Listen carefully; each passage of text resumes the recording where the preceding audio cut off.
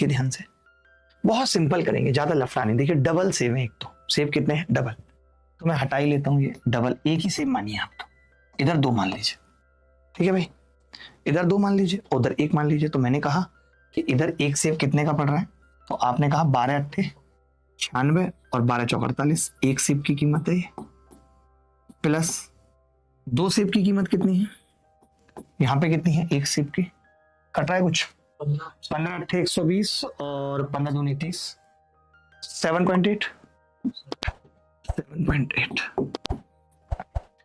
ये 3 सेव की कीमत आ गई बेसिकली, कह सकता हूं।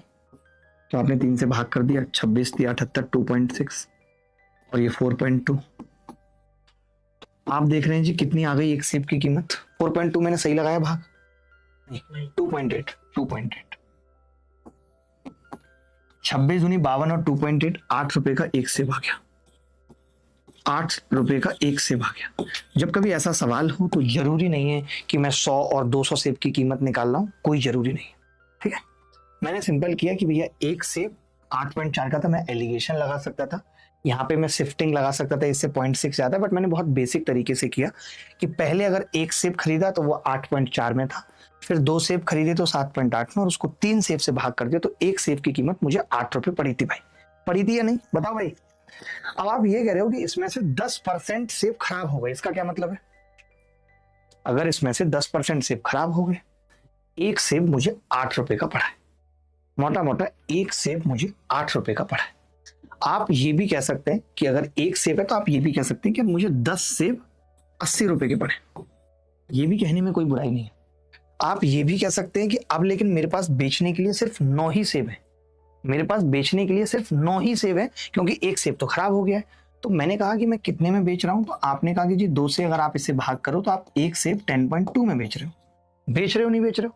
अगर मैं एक सेव 10.2 में बेच रहा हूं तो 9 सेव कितने में बेचूंगा, अब बताइए।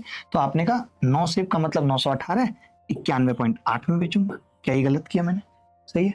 यानी 10 सेव में 80 के लाया और 91.8 में बेच रहा हूं, तो मुझे कितने रुपए की कमाई हो रही है, आपने कहा 11.8 की कमाई हो रही है। 11.8 की कमाई मुझे कितने में हो रही है, 80 पे हो रही है, तो 100 पे कितने की होगी, यही पूछ रहा है सवाल में, 100 पे कितने की होगी ये पूछ रहा है। बड़ा ही प्यारा सवाल था, अच्छा सवाल था, मुझे बहुत प्यारा लगा। 1100 118/8 और 118/8 को अगर भाग करेंगे तो आपको मालूम है 14 अट्ठे 112, तो 14 पॉइंट और बचेगा 6/8 यानी 3/4, 75%।